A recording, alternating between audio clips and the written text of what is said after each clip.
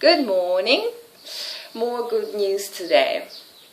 As a follow-up to yesterday's story, remember we had a 15-year-old niece who would not want to drink anything but soda and refused to eat vegetables. It created a bit of a conflict in the family, and I recommended that you go invest in a blender and some fruit and go to the niece's house and offer a nice healthy alternative to the whole family with all the steps, and you would show them how to make it and you would let them try. And this is exactly what you have done. Excellent, great execution. I could never do it myself better than what you have done. The results, you happy, your wife applauded and admired you for what you have done. The whole family is happy. The niece poured Fanta down the drain, and she sent you a text message saying that she felt full after the drink. The whole 3 members of the family, mother, father and daughter, loved the fruit smoothie that you have made for them and said it tasted like dessert, and that is wonderful. Now you have created this impact, trying to change people, impress them with how much you care about them, and anybody in their shoes, in their place, would be impressed. I would be impressed too if you brought a juicer to my house, which I don't have. I only have a blender. But if somebody came up with a juicer and said, look, this is what you do. You put carrots this way and you press a little bit down and you take the pulp and put it out in the trash, and this is your carrot juice. Yay! I don't know how to use a juicer because it was always done for me and I just get juice down the road. Thank God we have all these shops that sell freshly squeezed vegetable juice. But if I had one at home and if somebody wanted to show me that they cared about me and did that for me, I would be impressed too. Very much so. But the point is here, and we are moving on to the next step. What? There is a next step? Yes, there is a next step. The next step is not let them slide back. And backsliding is important. It's dangerous. We have our habits. Everybody has their habits. And they are easy because they are our habits. We do something good, we go jogging for 1 day or 2 days, and then suddenly we are not in that motivated mood and we are in a lazy mood and maybe we don't have enough time. So we slide back to where we were in the very beginning. And when you are trying to help other people, you need sometimes to give them that little push up the butt so that they don't slide back. How do you do this with your niece and her family? Well, next time you go there, bring some fruit with you. And you can make a joke, it's like, I'm sure you haven't used this blender since I have showed you how to use it. So this is your second smoothie and I have found this amazing recipe on the internet and it tastes really nice. Why don't we try this? And this time you use a different recipe, slightly different, and let them try that as well. So because it's your family, you don't mind investing a little bit of money into that. If they are co-workers and if they're people who are dear to you, it's okay to invest something physical into your health for people, because advice is good, but most people do not want advice because advice gives them more stress and more headache because they don't know how to do it. So if you see somebody who's overweight and eats unhealthy, you say, you know what? I really care about you. You should do more exercise and you should eat healthier, more vegetables, fruits, and maybe you could do this and that, and you could join a gym and you could go inline skating. But what it does to them, it overwhelms them with all the newness and all the scary side of it, the public image. You know, when you're overweight, you don't want to go to the gym because you imagine that all these fit people go to the gym and they will look at you like, oh, what are you doing here? So especially with women and young women, it can be hard to start losing weight. And with guys too, because we so much depend on what other people think of us. Not all of us, but most people do. It's like, I can't go jogging on the street. Everybody will look at me and like my ass will shake. And I don't want that because it's uncomfortable. It's going to give me more pain from the inside than the result that it would bring. So I just stay here because I'm comfortable with where I am. Maybe I could do something at home. Now, there are options. And if there are people around you who are a little overweight and you can openly talk to them without hurting them, you could find little, as you exercise, you can find little alternatives on how you could get them into doing something physical. Going for a walk is not embarrassing. Fast walk. Jogging is embarrassing in most cases. I mean, if you go down to the beach here, there are a lot of people jogging in the morning and in the evening, and you see all these girls with like, you know, bras and naked bellies with all the six-pack and so on, and tight shorts, and tanned legs all over, a bit of fat, and they go there jogging, wearing makeup too, strangely enough, and all the hair is tied back, very bitchy look, bitchy sort of unapproachable look. When I go jogging, I wear something short as well, and tight shorts. And how would that how would that feel to a beginner if you go out and see all these fit people racing past you and you're like, and it just wouldn't feel nice. So, an alternative, what would be an alternative? Start somewhere where you are not judged. And everywhere in public, you are judged, pretty much. People look at you from head down, people who are exercising, because for them, it makes them feel better about themselves, looking at somebody who is not as fit. And you can relate to this, I'm sure. When you go to the gym, and you're a little bit overweight, but when you look at the guy next to you, and he has a big belly, you feel like, well, I'm in a much better shape. But you do look at him. Have you ever imagined what it might feel to him? You can imagine, right? So, if you have a daughter, or a friend, or a wife, yoga is an excellent way to get into exercise. And yoga does not have to be like twisting your arms and legs and all the sorts of weird positions. Yoga can start with really basic stretching. It's just to get you going, so you get used to the idea of doing something every single day. What does it take to start doing yoga? Emotionally, it takes a lot of preparation, but physically, you don't need anything. If you don't have a yoga mat, you don't need it. If you have carpets in the house, that's all you need.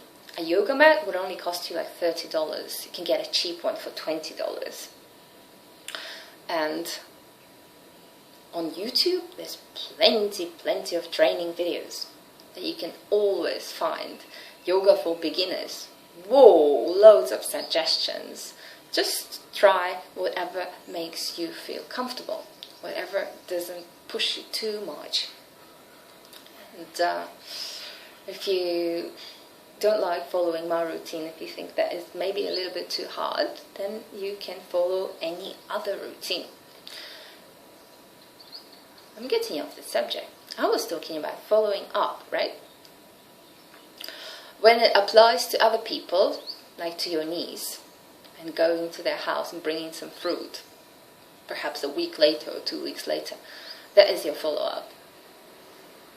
You can also send her a link by email of Yoga for Beginners 5-minute routine. That is a very easy way to start.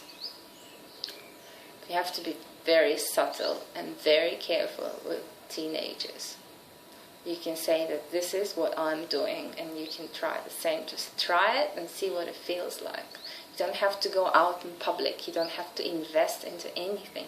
Just try it. And people are okay with trying things once. Okay? When you are trying to improve yourself, it is the same pattern.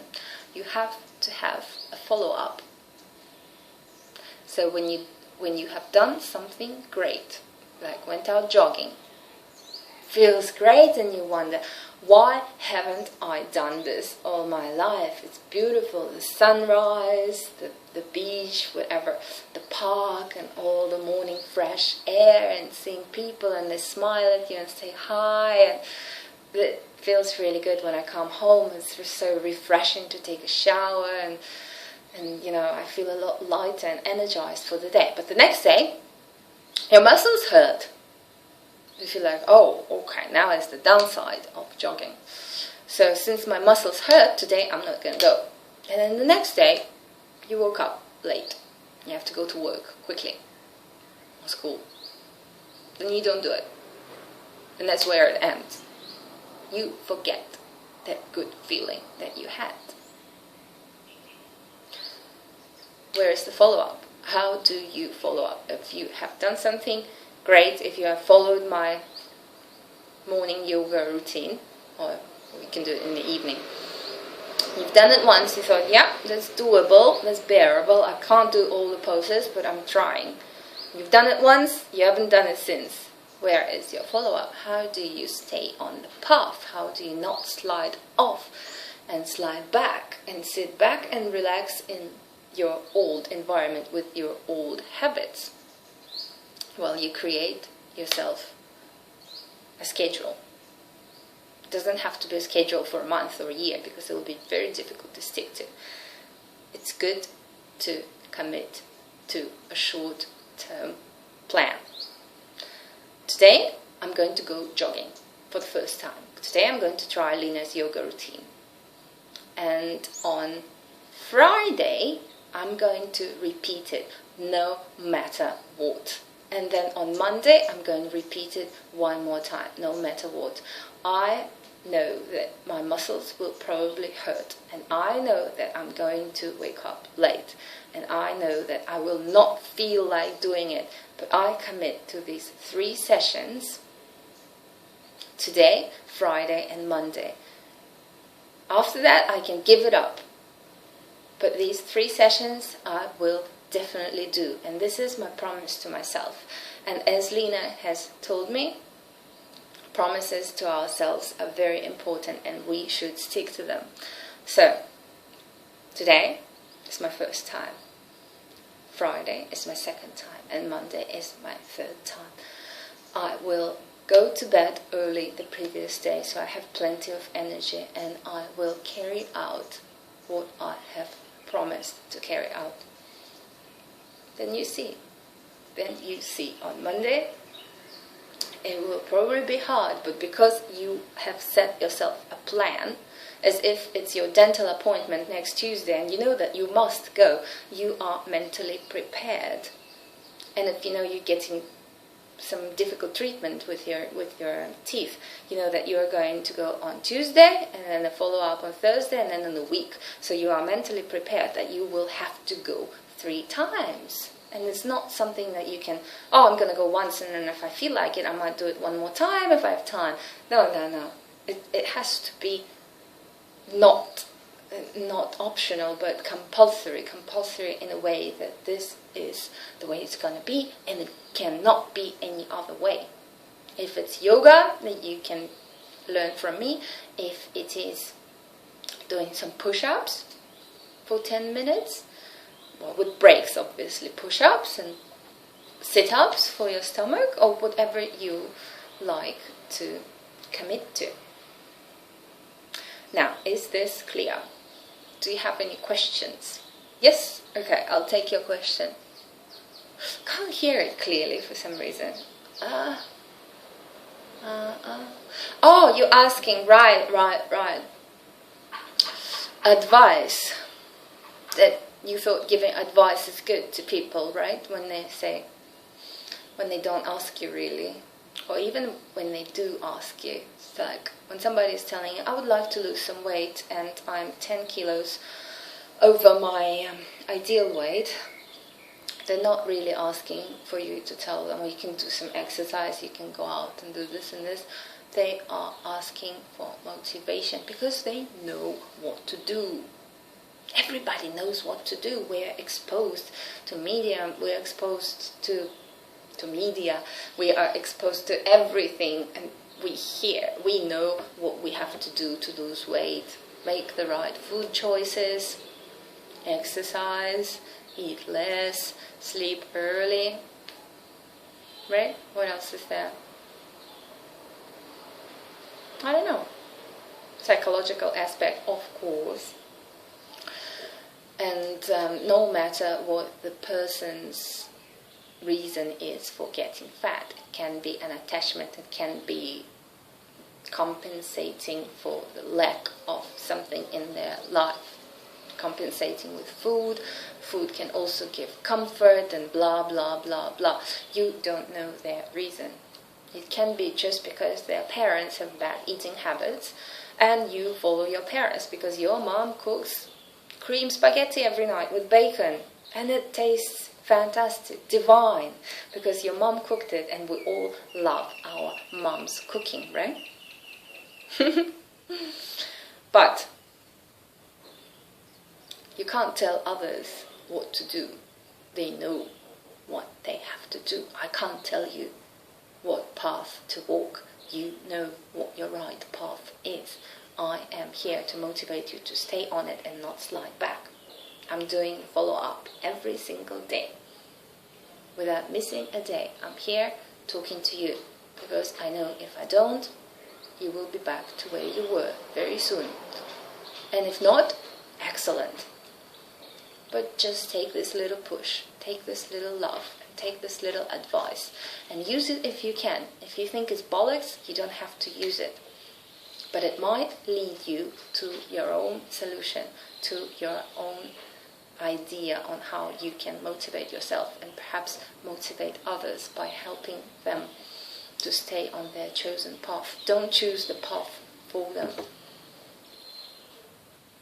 They choose it themselves. You choose yours yourself. I ask you to vote for the public or private videos. So, looking forward to getting your email today. Hopefully, we could agree on something with the majority. Okay, good day.